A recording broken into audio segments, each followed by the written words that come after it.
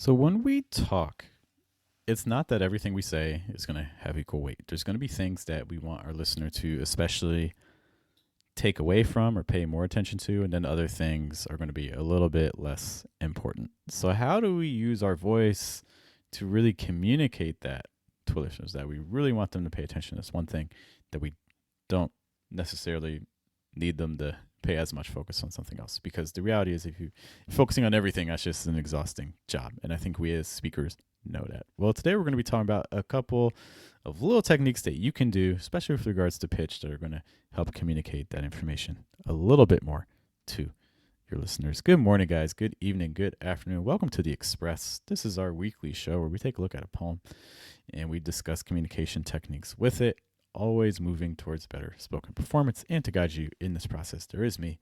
So, guys, my name is Jeff. And I do just want to highlight, if you're finding these sorts of exercises helpful, because a lot of times we're talking about communication strategies, we're talking about ways to incorporate more emotion, more tools with your voice, more body. All these things are really key in any language, really, in order to become a more effective communicator. And if you want to practice these sorts of strategies with a little bit more direct guidance, you can see below there is a ticker with some information about some free opportunities where you can join some group classes in the evening, as well as a module focused on trying to incorporate more emotion into your speaking, into your voice. Because I'll be honest, one of the biggest, perhaps the biggest missing ingredient to having stronger communication is incorporating more emotion into what it is that you say. Let's do two things. First thing we're going to do is we're going to bring up the text. And then the second thing, we have a student to work with today. We have Ganshim. Ganshim, can you hear me okay? And I would encourage you, if you guys are watching this, paying attention, maybe even pausing the stream and doing the same thing yourself, I would really say record yourself as well, because we're going to play around with a little technique that may have a big impact on your speech. Let's start off by just kind of reading this in a way that I really would suggest trying to avoid. You really don't want to read this in a way that's very flat. Okay, what does it mean to sound flat? Well, I'm going to specifically focus on pitch, and that might sound something a little bit like this. If I say, "Of gold and jewels I have not any need, for caps and coaches I don't care at all, but I wish I could sit on the rocky banks of the lake forever and ever, staring at the stonefish." If you read it like that, it certainly is clear, and it certainly gets the words across. However, I would not say that that is a very engaging experience for your listener. It's a very easy way for them to kind of fall asleep. And something that we want to begin thinking about is a concept that we mention a lot on the channels. We talk a lot about thought groups. So again, thought groups are groups of words that commonly go together. Let's talk about some potential for thought groups here. So some thought groups I could potentially do with this: of gold and jewels, maybe that could be a thought group. Have not any need. For caps and coaches, thought group, I don't care at all. Now, one of the things you're going to see is that these thought groups are very equal length. I don't like that. I don't like when thought groups are very balanced. Okay, I don't think that's a very enjoyable experience for your listener and things. So one thing I may recommend is trying to switch up the thought groups a little bit. Okay. So for instance, what if we had our first two thought groups equal length, but then the second thought group would go extra long? Try to do a real long thought group there. Our next thought group, let's maybe have it stop at, let's do a real short one after that long one. But I wish. So I'm going to do a short thought group on but I wish. And then down to banks, a slightly longer one. Then we'll do another short one of lake. Forever. Short one. And ever staring at the stonefish. So one of the reasons I'm breaking up the thought groups this way, and this is probably not, if you read this to yourself, this is probably not how you read it to yourself. But I'm doing it this way because I think this is going to make it a more dynamic experience for your listener. We want to break patterns. As soon as our listener detects a pattern, they're going to want to fall asleep. The brain is going to be like, okay, I think I know what's happening here. I don't need to pay attention because it's not really going to impact my survival much. So every time that we can break the patterns, it wakes up your listener. Okay, and one way you can break up the patterns is just by changing where your thought groups are. Okay. Ganshim, whenever you're ready, I want you to try to read this with the thought groups that I have marked off, okay? Gold and jewels I have not any need for caps and coaches. I do not care at all.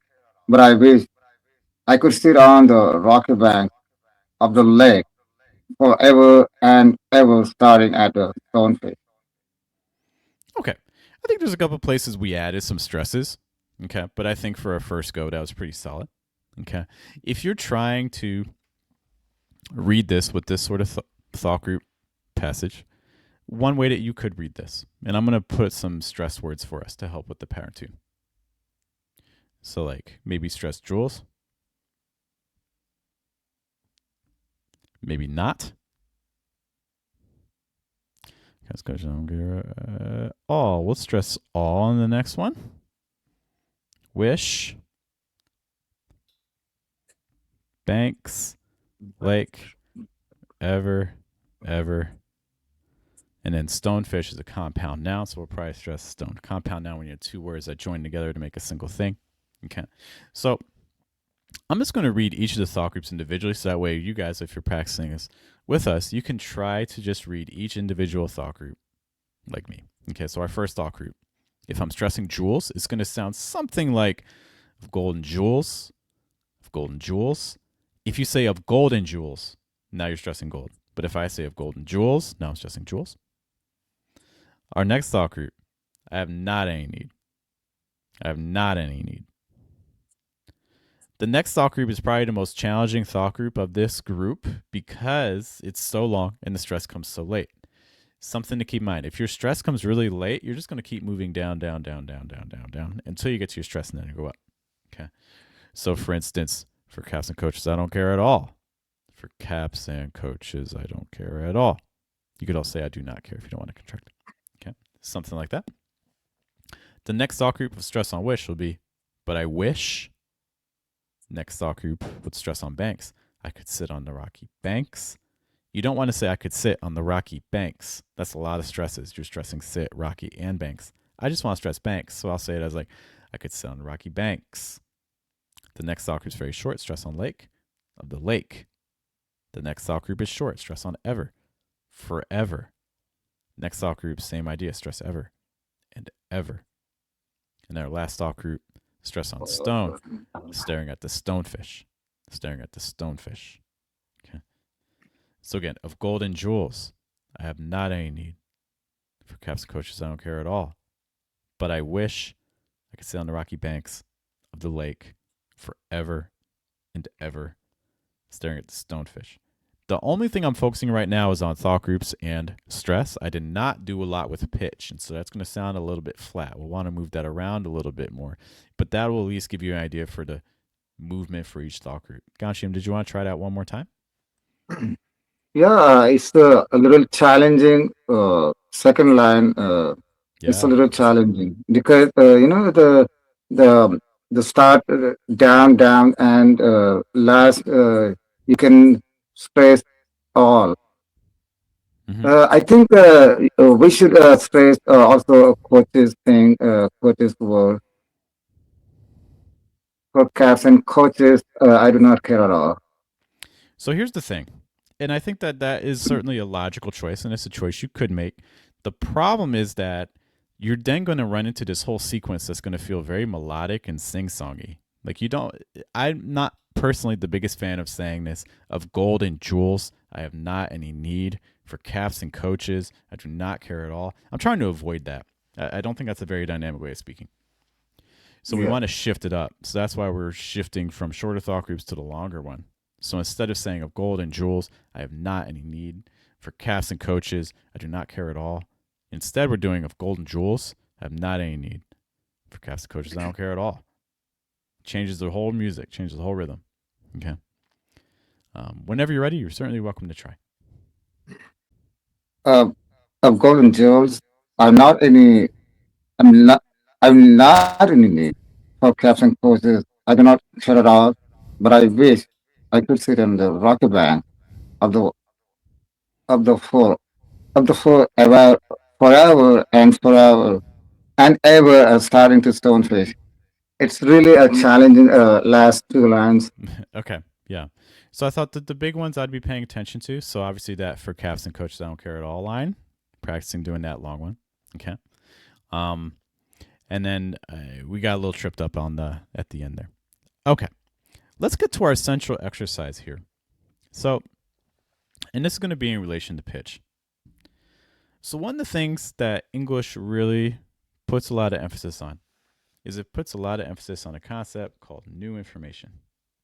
New information. Yeah, information. When we have new information, we put a lot of emphasis on it. Okay. When something is old information, we don't care about it as much. It's less likely to get stress. Okay. So, Gotcha, I'm going to give you 2 sentences to say. And you've done a lot of exercise with me before, so this might be something that you've seen in the past. But let's take a look at one concept. I'm going to put a couple sentences on the screen. Give me a moment. And this is going to highlight this aspect of old information and new information perfectly. All right. And if you're watching this, wherever you guys are, feel free to practice with me, or if you're listening, you can just give us a second. We'll go through this. Ganshim, can you read these 2 sentences for me? I saw cat. I like cat. Can you do that again?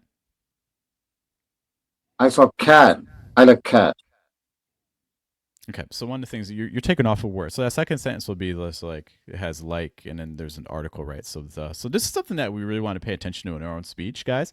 Is you want to pay attention to what are you doing with prepositions and articles, because they're even like plural endings, like adding s's and things. Because very often, if we're people, if you're watching this and you're someone who's learning English or learned English, these are things you want to pay attention to because you might be changing them, you might be dropping them, even though grammatically we need them. Okay, so I can't say I like cat, right? I have to say I like the cat. So if we're imagining that this is part of a story, my guess is that we actually may have said that a little bit differently. So in the first sentence, we have this phrase, I saw a cat. What's the new information there? What's new? Cat. Cat. Okay, I mean, in some ways, I it's saw a new cat. story, so everything is new. So, but yeah, cat is the key part of new information. What's the new information in the second sentence?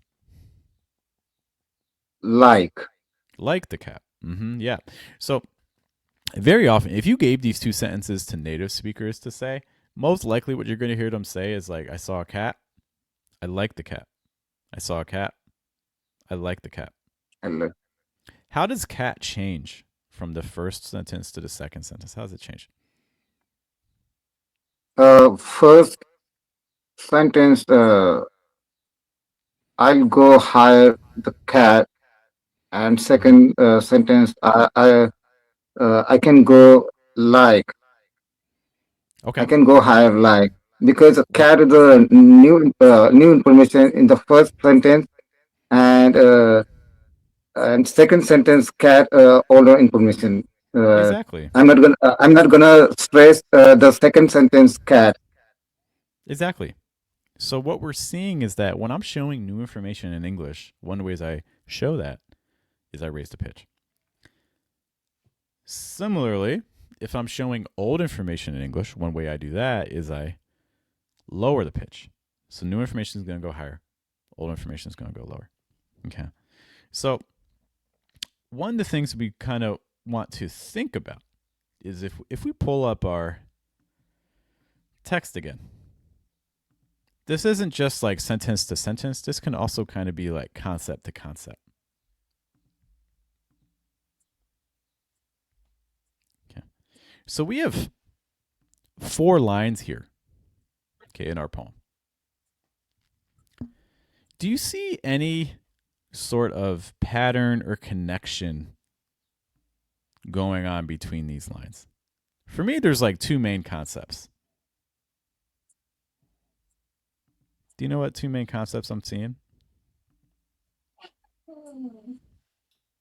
Uh, Talking about golden jewels. Mm-hmm. This is It's a true. new concept. Yeah. Yeah, golden jewels. New concept. Talking about Mm-hmm. golden jewels, and the other part. Uh, I think the older information. Okay. So if I'm interpreting that right, the way I see this, based on what you're saying, is that for me, these first two lines are talking about one concept. And these second two lines are talking about another concept. I should probably do a different color. So the first two lines, what are these first two lines talking about? These first two lines for me are talking about things you don't need. Right? So there's a pattern here. I don't really care about gold and jewels. I don't really care about caps and coaches. Yeah. The second two lines change. So the first two lines are talking about kind of like not caring. So I'm just going to write that. Yeah. Not. Yeah. I'm doing this left-handed, so my handwriting is not going to be great. It's not caring. It's pretty bad. Okay. The second two lines instead are talking about a wish. And so when we think back to this concept of like old information and new information, okay, when we think back to higher pitch, lower pitch, one of the things that we see in English is that when we introduce a new concept, very often what happens is we go higher in pitch. I just did it right there. When we introduce a new concept, this is the new thing I'm teaching you. Here's how it works. I go down in pitch. Okay. So in these first two lines, I'm going to expect, because it's new information, it's the new concept, I'm introducing that I don't really care about these things. I'm expecting that first line to be higher in pitch than the second line. So I'm expecting something like, of gold and jewels, I have not any need. For caps and coaches, I don't care at all. Yeah. So like that caps and coaches, I'm expecting that to be low in pitch because it's just kind of repeating the same idea. I'm just giving you more examples. But the real thing I'm trying to tell you is, hey, I don't care about these things. Gold and jewels, I don't care about them. Caps and coaches, I don't care about them. So that's why I think it starts off a little higher. Of gold and jewels, I have not any need. Then it's going to keep going down because I'm just repeating the same idea. For caps and coaches, I don't care at all. It's the same concept. Then we get to the third line and everything switches. And one of the biggest ways we can tell that switches is because of this word. But is a transition word. It's telling us that everything I just said, forget about it. Let's now focus on something else. So as soon as I get to that but, I'm going to imagine this is a new concept. I'm changing things. Yeah. So very often what's going to happen here is we're going to go back up in pitch. Okay. But I wish I could sit on the rocky banks of the lake. But I wish I could sit on the rocky banks of the lake. Okay. So again, notice what happened. We started the first line, completely new information. I'm introducing the concept that I don't care. Of gold and jewels, I have not any need. Then I just give another example. It's not new information. It's just continuing. For caps coaches, I don't care at all. Then we introduce a new concept, this change. Now we're talking about wishing. So I'm going to expect we're probably going to go up in pitch. But I wish I could sit on the rocky banks of the lake. And then it's the same idea. We just keep going. We just keep expanding on the wish. We keep talking about it. So I'm going to expect that's probably going to keep moving down.